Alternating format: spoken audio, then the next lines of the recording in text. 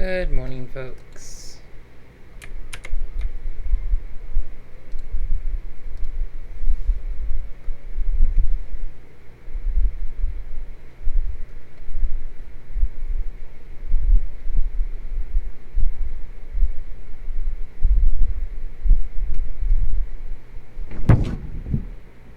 Are we streaming? Yes, we are. Okay.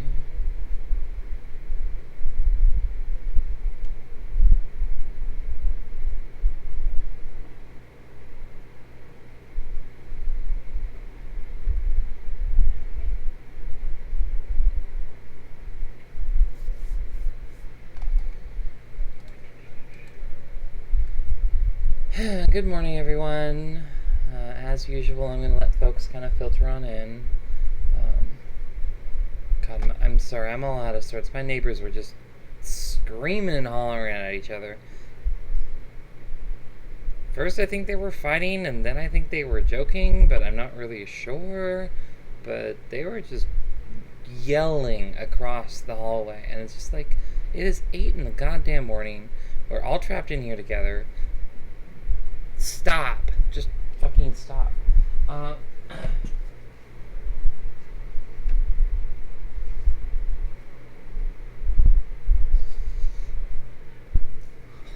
Morning, Daniela.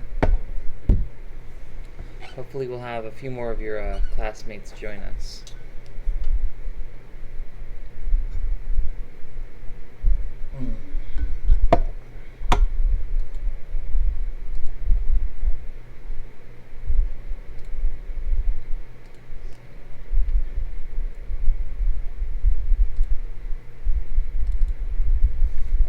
And I didn't realize this chapter is almost done. I've only got like 7 or 8 slides here.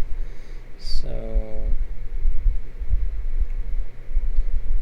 we might have a short day today, is the long and short of that. I'm sure nobody will mind. Alright, I've got a few people watching, so let's go ahead and start talking about the presidency. See, the presidency of the United States is very vaguely defined. We talked about how the article of the Constitution that defines the presidency is significantly shorter than the article that defines the Congress, and how the framers of our Constitution really did think Congress was going to be the preeminent institution of our politics. Consequently, though, that means that the individuals who have served in the office of president, those people have shaped that office with their own personal style and personal choices. Right? Presidents bring their own personalities to bear on the office, and the nature of the office means that those personalities have a significant effect on the conduct of that office. So we start, if you look at James Madison, who was our nation's 4th president. James Madison was the author of our Constitution, the architect of our nation's institutions. He was the one who was really like, okay, Congress is supposed to be kind of the center of all of this.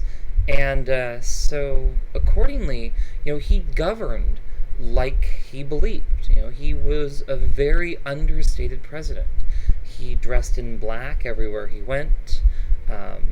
He led a very simple life. He kept his head down. He didn't really involve himself in most of the day-to-day political decisions of the time, which is something that we can't really fathom in 2020. I mean, imagine a president not being involved in their nation at a time of crisis.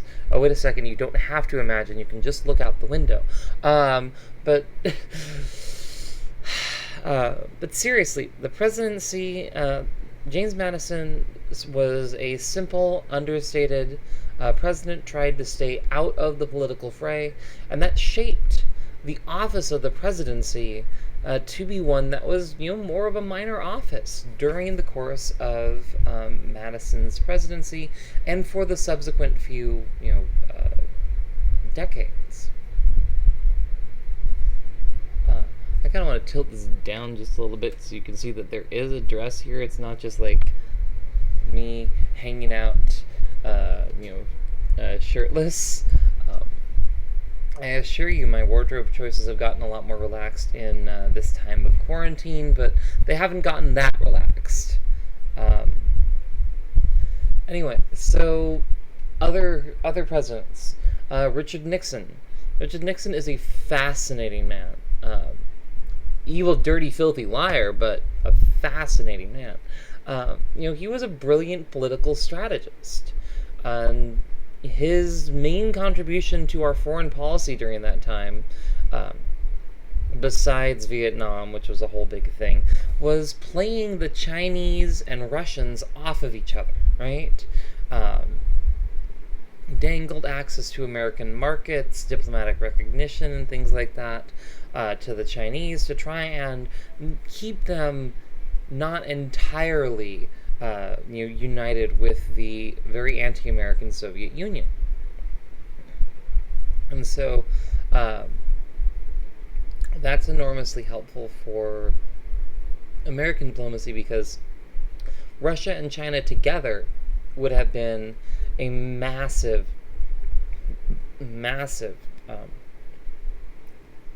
force for state socialism in the world, and obviously that was something that the U.S. government was trying to prevent.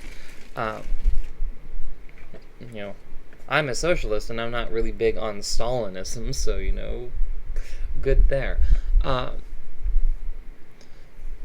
But so that brilliance of playing adversaries off one another, that was very inherent to Nixon's personality. That brilliance on the international front brought you, only Nixon can go to China. It brought you a really seriously well thought out strategy of dividing two major powers in Asia for the benefit of American foreign policy. Bring that same divide and conquer strategy back to the United States, leaven it up with a good dash of paranoia, because Nixon was a very paranoid man, and, well, that's when you get the war on drugs, right? We even have, Nixon on tape and Lee Atwater on tape and a bunch of these people on tape saying, hey, we started the war on drugs because it made it possible to criminalize our political enemies, right? The Nixon White House had a problem with black folks and with, the dirty hippies. So if we can associate the blacks with crack and the dirty hippies with pot and make them both illegal, then, we can get rid of our political enemies in one fell swoop while turning the nation against them, right? They're not a bunch of, oppressed, downtrodden folks. They're not a bunch of teenage dreamers. They're a bunch of, dirty drug addicts who would do all sorts of awful things to your wife if you let them. I don't know. But you get the war on drugs, right? You get that. You get Watergate. You get a constant, three-dimensional chess game that Nixon is always playing and not always winning. Right? There's also, the style of the great communicator, right? Ronald Reagan. Was a very controversial president, as I said, in terms of how history views him. If you're a Republican, you think Ronald Reagan's a saint. If you're somewhere left of, Susan Collins or so, then you probably think the guy was where everything kind of went off the rails. Reagan presided over the shift away from the era of the New Deal and social democratic policies in the United States. Good morning, Kathy. And let's see.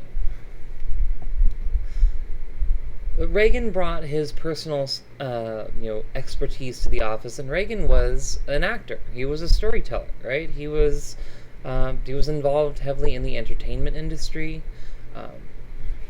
He was in a bunch of B movies. I can't name any movie that Ronald Reagan was actually in, but before he was governor of California, he was an actor, which is obviously something that California likes to do, given that Arnold Schwarzenegger's signature is on my bachelor's degree. But Reagan was a storyteller, and that's how he ran his government, right? There's this one story he told over and over and over again. We're not actually sure if it happened. It's kind of lost in, lost in the mist of time. And no, it's funny, but Arnold Schwarzenegger's signature is on my bachelor's degree because he's the governor of California, and I went to a UC, and the governor is the chair of the UC Regents. Most expensive autograph I have ever gotten, I assure you. So Reagan would tell this story to try and illustrate, government incompetence. He would talk about how when he worked back with the media detachment during World War II, which he did. I voted Davis too. Oh, I voted Davis too. Actually, no, I voted to recall Davis because, good God, Gray Davis was a nightmare. But I voted for Bustamante. But anyway, so Reagan would tell this story to illustrate government incompetence. So back when he was in the media detachment for the war, he would say that he and his unit came across a warehouse full of old files from like World War I. Old files. Apparently, the Army's a lot like my ex-wife. Keeps old papers around when they don't need them. So they asked the higher ups, "Hey, can we get rid of these? Because they're just taking up space and nobody really needs them." And the higher ups sent the message up the chain of command, and it came back down. And the answer that they got back was, "Feel free to destroy any documents in the warehouse, so long as you make sure you make a copy of every document before you destroy it." So, obviously, whether or not that actually happened, we don't actually know.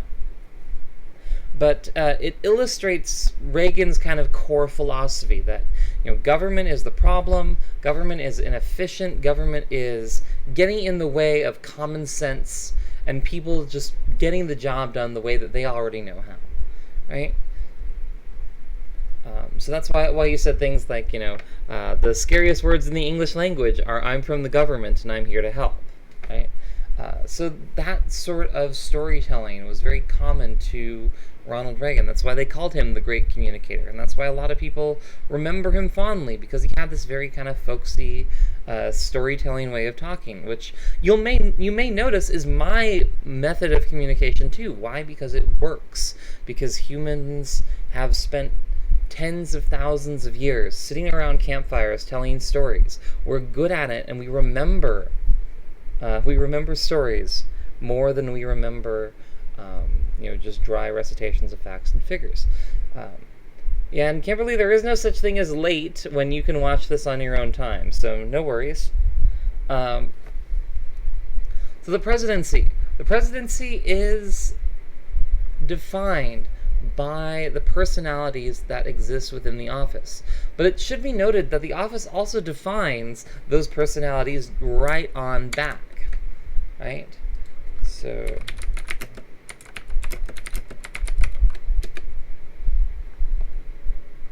just take a look at what the office did to Barack Obama. Right. This is a demanding job. The presidency is an enormously demanding job. Yes, fine, I get it, you use cookies. So you can see, look at the difference here. I mean, these two pictures were taken 8 years apart. But you can see the man on the right has seen some shit, right? It should be noted that a whole lot of presidents tend to die before their, expected life expectancy.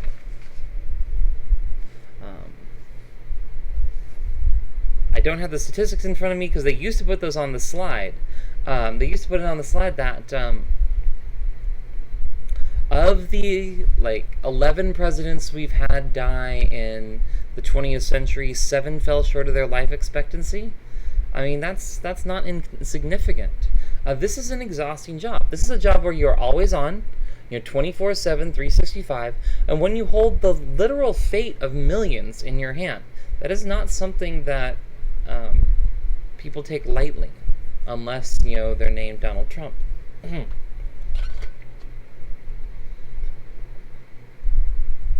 And so the occupants of this office end up losing years off their life. They end up aging because of this. It is an exhausting thing to do. And so, people will ask me, oh, you're a political scientist, so you're going to run for president someday, right? And I'm like, yeah, no, I study politicians. I don't want to be one.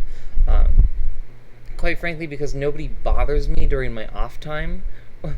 And that's not so much the case with politics. But another reason I don't want the job is because,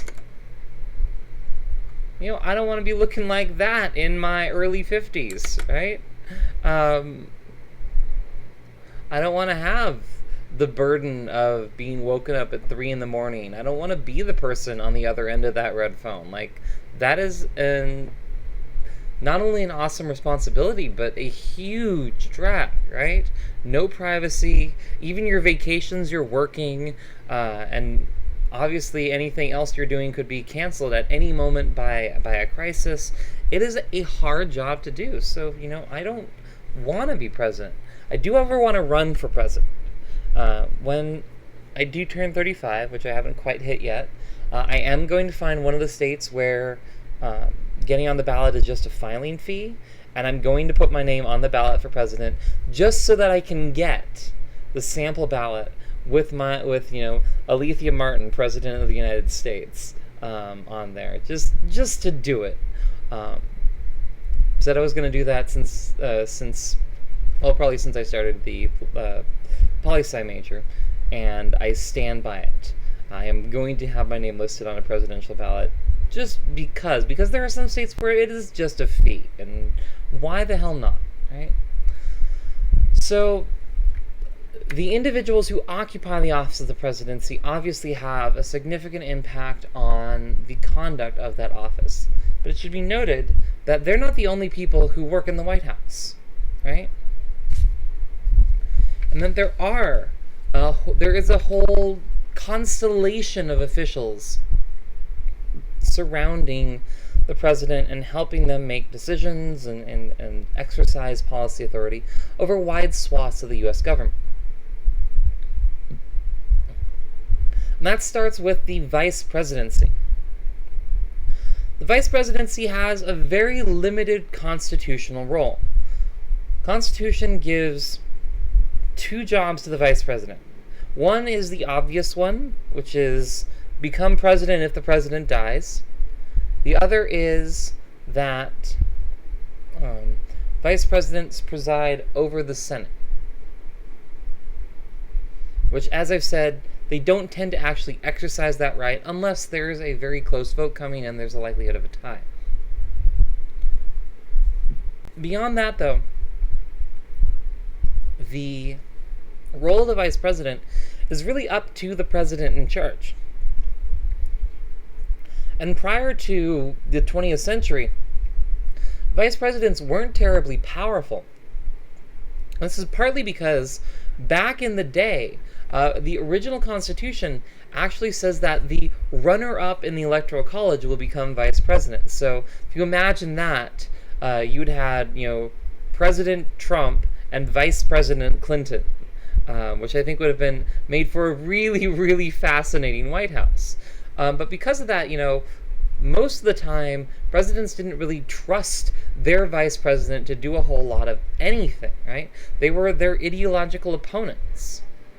So when the vice presidency became elected along with the presidency in the early 20th century, things started to change, but not that much. John Nance Garner, who was vice president for Franklin Roosevelt, said that the job wasn't worth a bucket of warm piss. And I can say that because it's in your textbook. So, the people who occupy this office often found it very, very limited and very hamstring. Even to this day, the vice presidency is often viewed as kind of a place to stash old politicians when you want to throw them a bone but don't really want to give them any real power, like Joe Biden.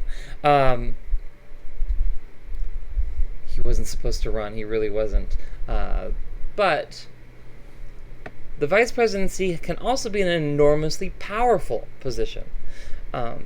Anyone who lived through the Bush years knows that Dick Cheney, who was Bush's vice president, was an enormously powerful figure in the administration. He was a common spokesperson, a common negotiator. He was in all the big meetings. There's a book about Dick Cheney that's literally titled Bush's Brain. So, I mean, that'll tell you what you want to know about that relationship. But so, the vice presidency can be a powerful office. It can be an extraordinarily weak office. Like, what the hell is Mike Pence doing these days? Where is he? What does he, what's going on with Mike Pence? Has anyone seen Mike Pence lately? So presidents can give, oh, that's right, we have seen Mike Pence. He's been telling us to pray away the corona. But so presidents can give vice presidents large amounts of responsibility. They can give them almost no responsibility. The most recent Republican administration was more of the large amounts of responsibility. The current one, not so much.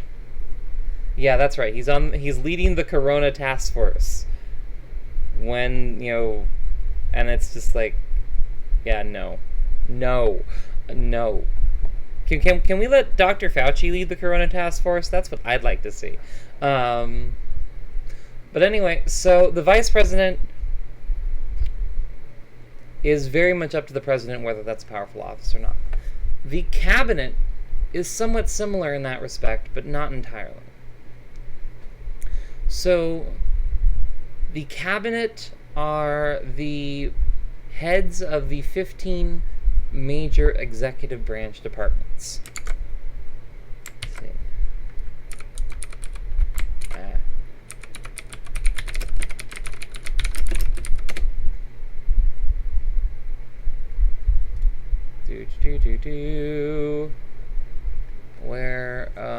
Where's my executive departments?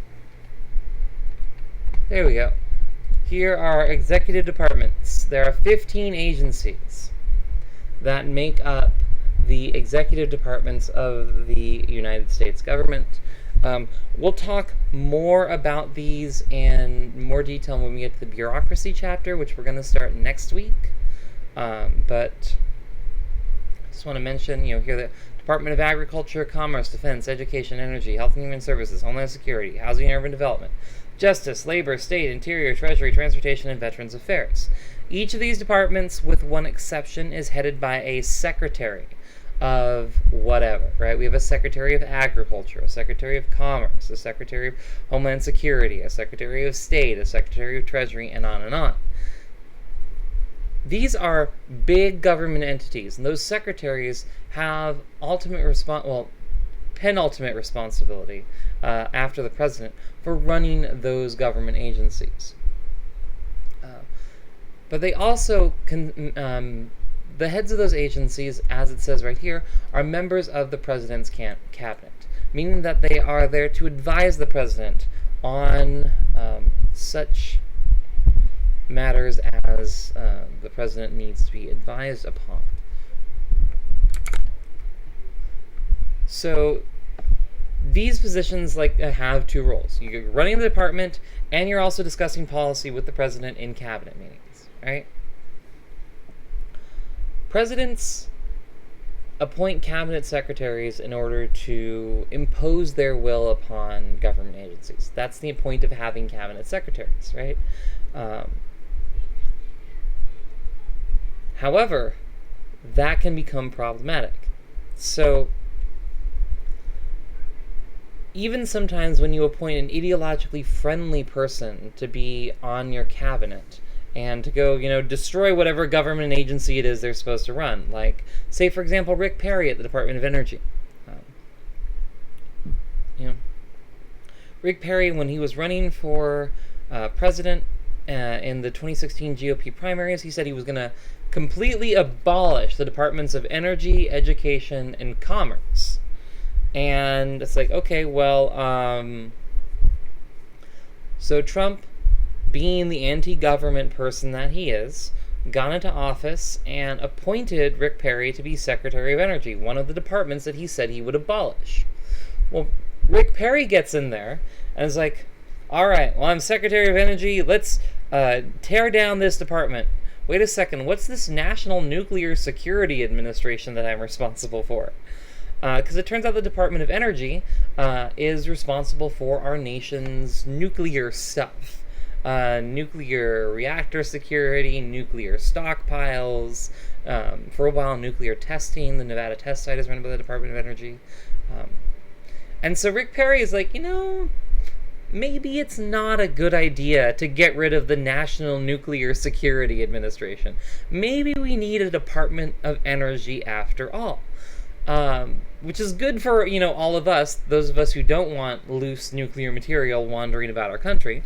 But not so good if you're Donald Trump and you're trying to dismantle this department, right? You take a guy who said he was going to dismantle the place, you give him control of the place to have him tear it apart, he goes over there and he goes native, right? Starts hanging out with all these civil servants and realizing that the work that they do is actually important, right? That the work that they do is actually, really crucial to the continued security and existence of the United States of America. And so presidents vary in terms of how much they trust their cabinet members, largely because of this phenomenon. It should also be noted that cabinet secretaries are not created equal. So I'll be right back. Frame. Cabinet secretaries are not created equal. We have, when the president is in cabinet meetings, they're actually seated based on the order of their department's creation. The newest of the 15 executive departments is the Department of Homeland Security, so it is actually the Secretary of Homeland Security that is seated by convention furthest from the president. It's not that big of a deal because if every member of the cabinet is in a meeting with the president, that is a one-way meeting, right? The president is not there to get their advisor's opinion on this or that, the other. If all 15 cabinet secretaries are there, that's because the administration is telling its foot soldiers what to do, right? So the fact that the Homeland Security is on the other side of the table, probably not a big deal. But importantly, we do have the concept of what we call the inner cabinet, right? The important agencies, right? There are some secretaries that are, not so important, and there are some that are more important, right? Secretary of Agriculture, Secretary of Health and Human Services, not traditionally the most influential positions in the government. Secretaries of State, Defense, Treasury, and it says Secretary of Justice. We don't actually have a Secretary of Justice. That's the Attorney General. These four departments actually made up part of George Washington's cabinet. Right? This was what our executive branch looked like when George Washington took office in 1790. So those four secretaries do continue to be kind of the preeminent sources of advice for the president, kind of the most powerful roles in the cabinet. If you're Secretary of State, you probably have the president's ear. If you're Secretary of Health and Human Services, probably a lot less so, right? By the way, that is a question that may come up on the exam. We have 15 executive departments and 14 secretaries. The one exception is that we do not have a Secretary of Justice. We have an Attorney General, who was Jeff Sessions and is now William Barr. Because amazingly enough, Jeff Sessions actually had a little bit of decency within him, and so he's obviously out. Can't imagine I'd be saying something nice about Jeff Sessions. So the thing with the executive branch agencies is, like I said, cabinet secretaries have a tendency to go native. These executive branch agencies are big entities employing tens of thousands of people to do important jobs that our nation actually needs. And so, oftentimes the cabinet gets a little further away from the president's particular ideology than they would like. So, many presidents in modern times have turned much more to the executive office of the president for advice. These are the agencies that help the president manage the day-to-day activities of the White House. Speaking of the White House, let's talk about the White House.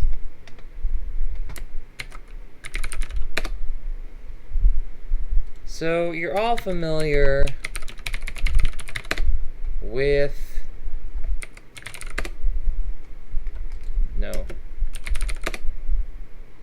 You're all familiar with these images of the White House, right? There's this side with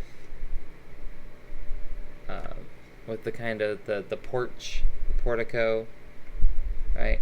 And then there's this side with the porte cochere, right? The carport, as it were. America's fanciest carport. And that is, to most people, that's the White House, right? Well, 1600 Pennsylvania Avenue Northwest.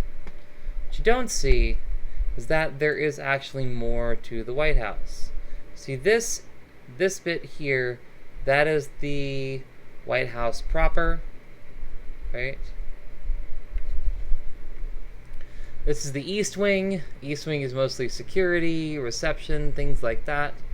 And hidden behind kind of a low hill is the West Wing. The West Wing, like the name of the popular television show, the West Wing is where all of the stuff in the White House actually gets done. So you can actually see on the satellite photos, you can see the Oval Office here, right? That's where the Oval Office is. If you ever looked at the White House and been like, oh, well, where do they fit an oval in that? They don't. You don't see this on pictures because the West Wing, that hallway in the middle there, see this hallway here? It's actually kind of behind a couple of low berms. It's like the house is elevated and this is like the basement. Had to actually specify West Wing of the White House. Normally I can find better pictures. Point is, the West Wing's kind of sunken. It's hard to see from the outside, but that's actually where most of the executive office of the president is housed. Oh, I closed my maps prematurely, though. So it's also going to mention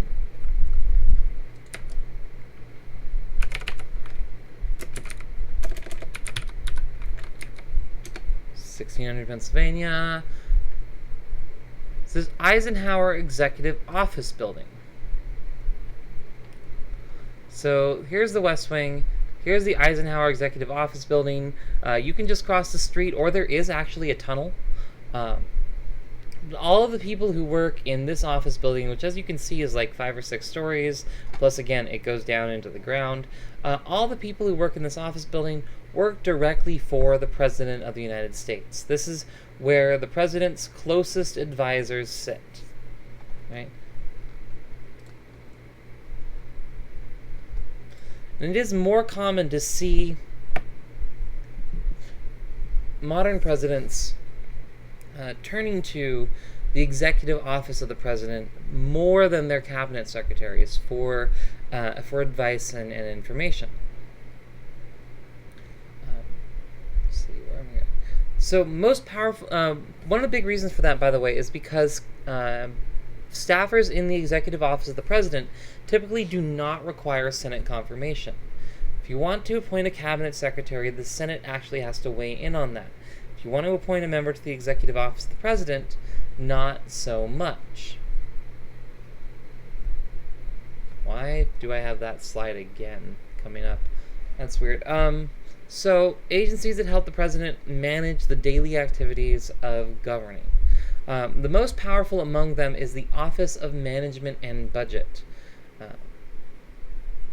It's the most powerful agency in the executive office of the president because it has authority over everybody's budget. And you see the theme that the power of the purse is often a very powerful power in our institutions. So the Office of Management and Budget has the authority to review and clear anything a member of the administration says or does in public. So before you say anything to the media, you've got to clear it through OMB first. Before any regulations get put out, they've got to go through OMB first. Before any budget requests or anything like that comes out, it's got to go through OMB first. OMB is basically the agency that allows the president to exert control over bureaucracy, which is why it's actually amazing that we currently don't have a full-time OMB director. Mick Mulvaney is the current director of the Office of Management and Budget. He's a Trump toady, but he's also been appointed to acting White House Chief of Staff, and he's being Chief of Staff and also directing the OMB, which, as we're going to see in a second, is an enormous amount of power, or enormous amount of work. And so we don't have a director of management and budget. We have the deputy director, who's kind of doing Russell Vought, who's kind of doing the job of director right now. But if Trump was smart, and nobody ever accused him of that, if Trump was smart, he would have one of his toadies running OMB because it is the most powerful agency in the executive office of the president. It is the agency that allows the presidency to have control over all those pesky deep state bureaucrats that he's always complaining about. Instead, he has his OMB director working part-time at OMB and part-time as his chief of staff. Which also doesn't make a lot of sense. We'll talk about why in a second. We also have a Council of Economic Advisors, right? The Council of Economic Advisors is the president's team of economists. They're the sort of people who are going to be looking into, okay, well, hey, what exactly is the coronavirus going to do to our unemployment numbers and our productivity and our GDP and all that? And what should we do about it, right? What are the president's options to respond? CEA is an enormously important set of folks, and right now it's all a bunch of like Trump's big business friends, basically. Oh, I don't want the Obama White House. Ugh.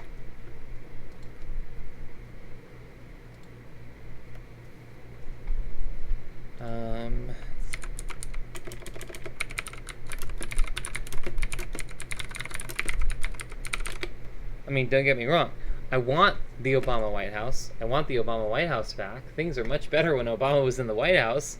But I want to see who is actually on Trump's Council of Economic Advisors. But it doesn't look like it's going to.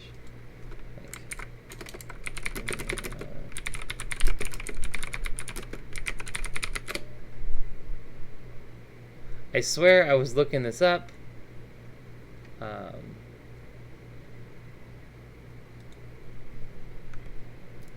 There we go. Let's see. So we've got a guy who was doing healthcare consulting. Um, another economist. You can see lots and lots of economists and stuff on this advising council. It's actually not as many corporate toadies as I thought, so that's a good thing, I guess. Council of Economic Advisors ends up being a major source of advice to the president. Why don't his tweets have to go through OMB? Well, because OMB reports to him, right? OMB works for him, not the other way around. Unfortunately, the president can do whatever it is that they want to do in public, and they can get away with it, right? And quite frankly, our institutions have not been, up to the challenge of checking a obviously incompetent, obviously corrupt, obviously out of his goddamn mind president. There was a lot of speculation about what happens when Americans elect a bad president. What is the remedy? And the remedy is impeachment, and we all saw how that worked. So, Trump has seen throughout his life, and now is no exception, that there are no consequences to what he does. And so he's going to do whatever the hell he wants because he knows he can get away with it. And I hate to be the bearer of bad news, but that's kind of how we're at with Trump and all that good stuff. So CEA, National Security Council, we do have a number of national security advisors on the council. This does include the Director of National Intelligence, who's the CIA director, the FBI director, the service chiefs from each of the uniformed services, all trying to figure out and give the president the best advice for national security. And yeah, the impeachment process is probably too difficult in our Constitution. Our founders wanted it to be above the fray. They wanted it to be something where it couldn't be used just for petty political purposes, that only when something so egregious that everyone in power could agree that it was wrong would impeachment work. But, they didn't really foresee the development of the rampant party above all else politics of 2020. And so Republicans can do whatever the hell they want, because the Republican Senate is going to back them up. They're never going to vote to convict. So yeah, the impeachment process is very, very difficult, and it's probably not well suited to the circumstances in which we find ourselves. So the National Security Council, the head of the National Security Council, the chair of the National Security Council, is an enormously powerful position. Condoleezza Rice was head of the National Security Council, the National Security Advisor, she was called, before she was Secretary of State. Naomi says, hi, everybody. So it should be notable that Trump actually put a white supremacist by the name of Steve Bannon on the National Security Council for a while there. He was the White House's chief strategist, and so I'm sure that what just happened? Sorry, the cat laid on the keyboard. Don't bite me. Screw you. You came over here. Finally, at the heart of all of this is the White House office. All right, we're talking about the folks who really work in the West Wing closely. Would you stop? I have to catch this creature before she bites me some more. Okay. So the White House office is the heart of the power of the presidency. These are the folks who work in the West Wing and who, control access to the president, the speechwriters who actually, feed the president their lines, things like that. So typically the chief of staff is the most important person. I've said this before, but if you've watched any political drama and you know how a big important politician always has like a sidekick, who's always carrying like 15 different things of paper and going, oh well, Mr. President, you have a meeting at 3:30 with the such and such, right? And that's the chief of staff, right? Um, and so the chief of staff is an enormously powerful position. Fumbling idiot portrayal in the media notwithstanding, the chief of staff is the person who does that scheduling, who decides, hey, who does the president talk to? Who do they not talk to, right? And traditionally, under the chief of staff, Republicans tend to run a tight ship. Clearly defined organization with clearly defined tasks for everybody in that organization. Democrats, on the other hand, tend to have much more fluid roles and boundaries, and just kind of have a whole bunch of staffers who are working on a variety of different projects and tasks at any given time. It's just kind of a creative chaos. You should note that this administration is an exception to that rule. We have traditionally a clearly defined White House organization, but if you've been paying attention to the news at all, White House staffers have been dropping like flies. The Trump administration has reorganized the White House office at least a dozen times since they have been in office, with people departing from powerful positions like Chief of Staff or OMB Director. And so that chaos is probably making it less likely that the Trump administration can pull off governing in the way that they want to govern, which honestly is fine by me. So let's see. We did that.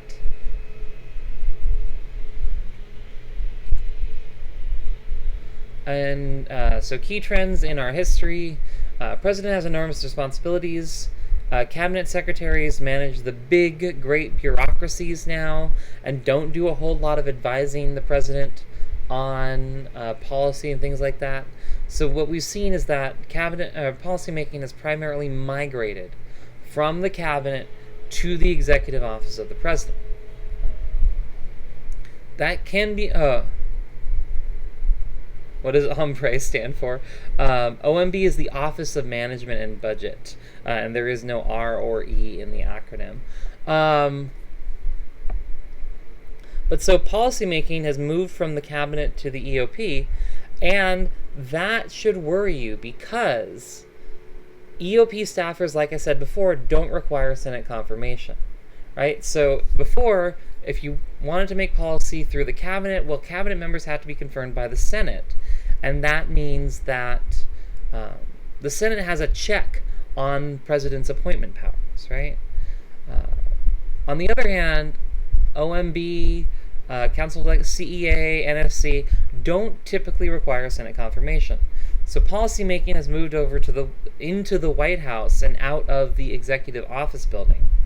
And that means that the Senate has even less ability to check the executive branch's impulses on policy. Finally, the last person in the White House, or in this case, kind of visits the White House every once in a while for appearance's sake, is the first spouse, right? When traditionally the role of the first spouse was that of any high society wife, right? The First Lady picked out the china, welcomed visitors to her home, and directed the White House cooking staff and all of that good stuff. That all started to change with Eleanor Roosevelt, who was the first active first spouse in America's history. There was actually a political cartoon in your textbook. At least it still should be there. It was their last edition. It's got a couple of coal miners working down there on the coal face, and a lady walks by dressed in a very nice pantsuit and pearls and one of those her little hats, and the caption is, well, there goes Mrs. Roosevelt again. The joke being that she was so active in support of FDR's policies during the Great Depression that you'd expect her to find her anywhere, even down on the active face of a coal mine. She'd be anywhere, right? Eleanor Roosevelt was all over the place, and rightly so, right? The FDR administration had to shift America's government from passivity to activity, and from appeasement to conquest. And Mrs. Roosevelt was integral to bolstering support for her husband's policies. It depends on who you are in terms of how much policy engagement that you end up doing, right? In the Clinton administration, Bill Clinton gave his wife responsibility for coming up with his healthcare policy. Why? Because his wife was an accomplished attorney with a career in her own right. Hillary Clinton was, by the way, the first lady to have had her own career outside of politics. And so Bill Clinton gave her responsibility to doing the 93 health reform, which unfortunately didn't pass. But that was controversial at the time. It was very controversial at the time. So, okay, where are my Parks and Rec fans? If I got any Parks and Rec fans out there, you saw the episode The Primary, where a local newspaper sponsors a pie baking contest for all the candidates' spouses, and there's this whole controversy about, then Ben goes to, is Ben Wyatt sexist, or is he not sexist enough, or this and that and the other? Yes, there we go, Parks and Rec. Well, if you remember that episode, that's actually based on something that actually happened to Hillary Clinton in 1992. Family Circle magazine. What? You're the one who visited me. So what was it? It was Hillary Clinton was interviewed and asked, you're the first lady to have your own career outside of your husband's. What kind of first lady are you going to be? And she came off with some quip about I'm not going to be sitting around the White House baking cookies. So in response to that, the trolls at Family Circle magazine decided to sponsor a future first lady cookie baking contest, and they invited the spouses of the two leading candidates to contribute cookie recipes to the magazine. Unfortunately, in 1992, Hillary Clinton did bow to pressure and submit a cookie recipe to Family Circle magazine, because she had to kind of do this dance of contrition about, okay, fine, I will do the homemakery things because I'm the good wife and all that. Well, the punchline on that one was in 2016, because Family Circle magazine has kept that bullshit cookie baking contest going every 4 years since 1992. And Hillary Clinton is the only person to submit the same recipe twice. Once when her husband was running, once when she was. So that concludes my tour of the executive office of the president and the folks surrounding the presidency. I'm just gonna sign off for the week right now, and we'll go ahead and pick up the bureaucracy, which is chapter 15. We'll pick that up next week. Stop biting me. Let's see. Things to remember. Y'all got an essay coming up. If I recall correctly, it's either... I'm just going to look it up real quick, Go to my documents. Go to my spring 2020. Go to where is my syllabus. Y'all got an essay coming up. That's going to be due, 6th